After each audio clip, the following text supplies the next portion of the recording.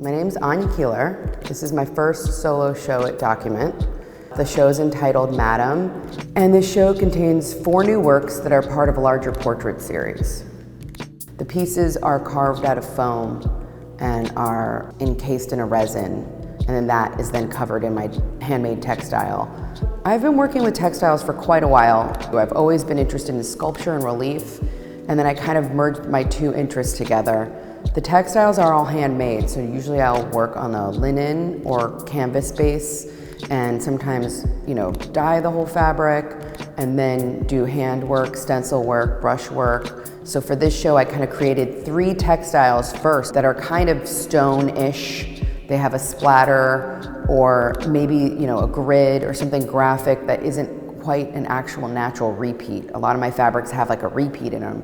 These were kind of more earthen, more random pattern, and I thought they kind of played with a lot of the sculptural elements to make it kind of bring out the sculpture more. So these were a kind of a new experiment that I'm a little bit excited about this direction I'm going in.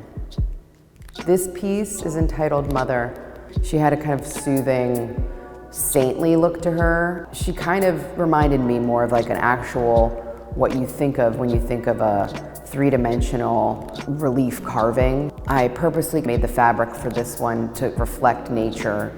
It has like an earthenware or stone look to it. So I wanted to enhance that with the fabric and mimic stone or earthenware, kind of what you're used to seeing low relief in. And I like, it's kind of a new route for me where the piece doesn't as much dissolve into the pattern, but I feel like the pattern enhances the nature of the piece.